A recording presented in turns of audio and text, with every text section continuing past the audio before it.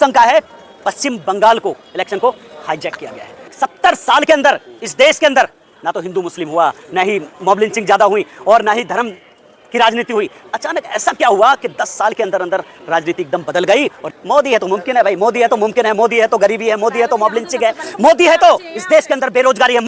धरना दिया जाए और बैलेट पेपर से दोबारा चुनाव होना चाहिए। जिस तरीके से ममता बनर्जी इतनी अच्छी लीडर है, मैं पश्चिम बंगाल में लगातार कोऑर्डिनेट कर रहा हूँ लोगों को, और वहाँ की पब्लिक जब ममता बनर्जी को पसंद कर रही तो बीजेपी कैसे आ गया। रात को जाके स्ट्रांग रूम से ईवीएम चेंज करा जाता है, ऑटो रिक्शे में ईवीएम मिल रहा है। भाई सरकार तुम्हारी है, सब कुछ तुम्हारा है, अगर ईवीएम बदली जा रही है, आप घोटाले से सरकार बना रहे हो, तो मैं इतना कहना चाहता हूँ हर किसी तानाशाह का एक अंत होता है। तो मोदी जी, मैं कहना चाहता हूँ कि आने वाले टाइम पर हर तानाशाह का एक अंत होता है। आप भी सुधर जाइए, तो स्ट्रांग रूम जल्दी आप सुधर जाइए। केरल में भी बदला गया होगा, केरल में भी बदला गया होगा। छोटा सा है, पौंडीचेरी में देखो छोटा सा है। ये पता क्या करते हैं, ये बड़े मार्जिन वाले जो प्रदेश होते हैं, बड़ी मछली, ये बड़ी मछली को टारगेट करते हैं और छोटी मछलियों को गिफ्ट में दे देते हैं, कहते हैं यहाँ जी इंसाफ हो गया। तो आपके हिसाब से वोट चोरी एक मुद्दा है जो अभी चुनाव डेफिनेटली वोट चोरी हुई है। यार पश्चिम बंगाल जैसा प्रदेश किस प्रकार से आप जीत सकते हो, मुझे सिर्फ इतना बता दो। करवा लो बैलेट पेपर से, करवा लो वोटिंग बैलेट पेपर से। ईवीएम पर्चियां सड़कों पे मिल रही हैं, जंगलों में मिल रही है जाकर के। तो मुमकिन है, मोदी है तो मुमकिन है भाई, मोदी है तो मुमकिन है, मोदी है तो गरीबी है, मोदी है तो मॉब लिंचिंग है, मोदी है तो इस देश के अंदर बेरोजगारी है, मोदी है तो इस देश के अंदर मॉब लिंचिंग जरूरी है, मोदी है तो इस देश का बेड़ा गर्क भी है। औरत भी सेफ नहीं है मोदी। बताइए ना, मोदी होने पर हमारे देश की महिलाएं सेफ हैं? नहीं सेफ हैं, कहीं सेफ नहीं है। देश विकास कर रहा है, ये नहीं दिख रहा आपको? अरे देश विकास 70 साल में विकास नहीं हुआ। 70 साल में जितना विकास हुआ था, इन्होंने 10 साल के अंदर जितना विकास था उसको बेच कर अपनी सरकारें चला रहे हैं और अपनी जेबें भर रहे हैं। तो क्या लगता है बंगाल चुनाव पे आप लोग को शंका है? डेफिनेटली शंका है, बिल्कुल शंका है। पश्चिम बंगाल को इलेक्शन को हाईजैक किया गया है। अमित शाह जी रणनीतिकार हैं, वो जिस प्रकार से बंगाल को उन्होंने हाईजैक किया है ना, वो पूरे देश को इसी प्रकार से हाईजैक करना चाहते हैं। आने वाले टाइम पर आपको याद दिला दूं, जिस प्रकार से आप विपक्ष सवाल पूछता है, मीडिया सवाल पूछती है, लेकिन आने वाले टाइम पर विपक्ष नाम की चीज़ खत्म कर दी जाएगी। तो क्या दीदी अपील में जाएंगी फिर से चुनाव मतलब मैं दीदी से आग्रह करना चाहता हूँ, दीदी एक बार धरना दे और पश्चिम बंगाल की सड़कों को जाम किया जाए और ईवीएम के खिलाफ धरना दिया जाए और बैलेट पेपर से दोबारा चुनाव होना चाहिए। लेकिन राहुल गांधी लगातार कहते हैं डरो मत, लेकिन राहुल गांधी के कार्यकर्ता सड़कों पे नजर नहीं आते हैं, बस बयान देते हैं। देखिए अभी आपके सामने प्रोटेस्ट कैंडल मार्च रखा गया। मुझे ये बता दीजिए, यहाँ पर आप लोग तो फिर भी इतना अच्छा काम कर रहे हैं कि ज़मीन की आवाज़ आप ऊपर तक लेकर जा रहे हैं। क्या यहाँ पे मेन स्ट्रीम मीडिया है क्या? एक भी मीडिया हो मुझे बता दीजिए, है कोई मीडिया? नहीं है ना, क्योंकि मीडिया भी बीजेपी के साथ मिली हुई है, सत्ताकार पार्टियों के साथ मिली हुई है। लेकिन जो कांग्रेस कार्यकर्ता कहीं ना कहीं ज़मीन पे उनकी जो मेहनत होनी चाहिए वो कमी है उसमें, तभी तो देखिए मेहनत तो हर कोई कर रही है, लेकिन जब आप दिन भर मेहनत करेंगे और आपको दिखाया नहीं जाएगा तो उस मेहनत का क्या फ़ायदा?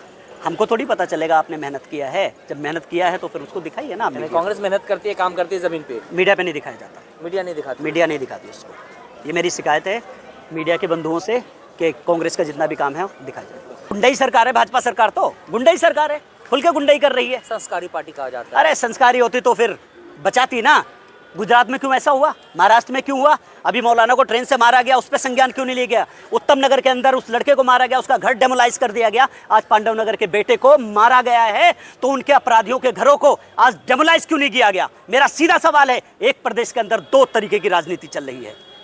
ये बीजेपी सरकार धर्म देखकर, जाति देखकर काम करती है और गरीब, पिछड़े, दबे हुए लोग, कुचले हुए लोगों को इस देश के अंदर इंसाफ नहीं मिल रहा है, उनको हमेशा खत्म करने का काम किया जा रहा है।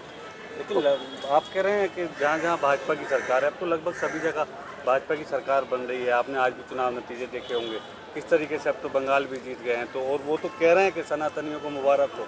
इसका मतलब दूसरे लोगों का क्या होगा?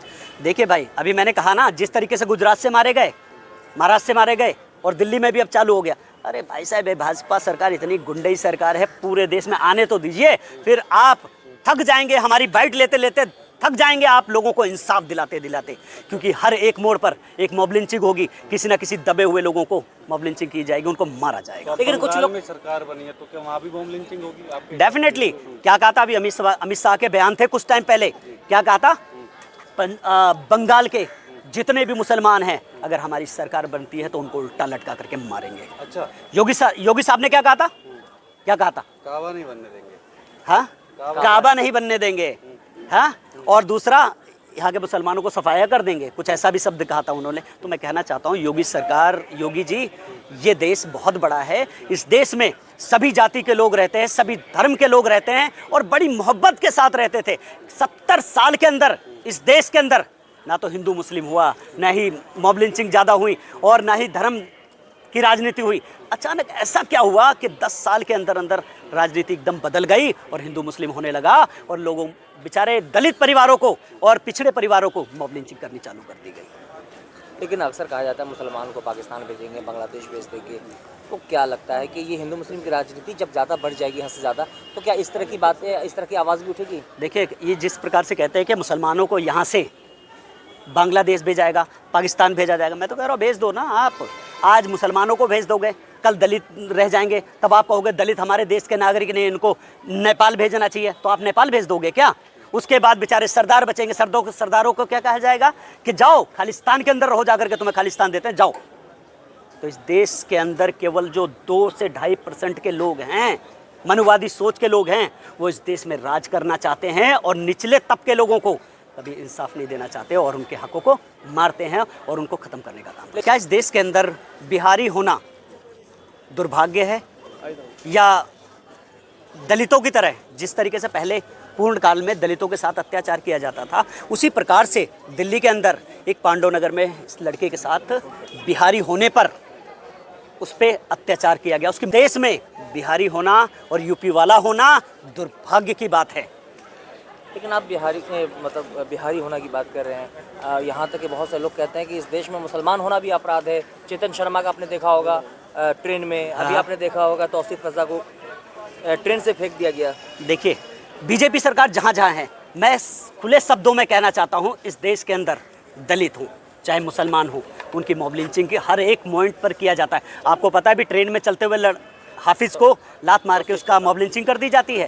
क्या हमारे देश का दुर्भाग्य नहीं है? क्या हम केवल मॉब लिंचिंग के लिए बने हैं? ये बीजेपी सरकार में जितनी मॉब लिंचिंग हो रही है वो इस देश का बहुत बड़ा दुर्भाग्य है और बहुत ही शर्मनाक है। आपको पता होगा जिस प्रकार से गुजरात में यूपी बिहार वालों को मार मार के भगाया गया, क्या वो सही था?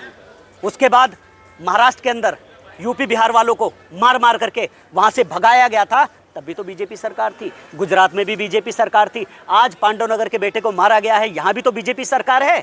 मेरा सवाल सीधा है, बीजेपी की करनी और कतनी में जमीन आसमान का फर्क यानी होता है। कि भाजपा सरकार को आप इसका दोषी मानते हैं?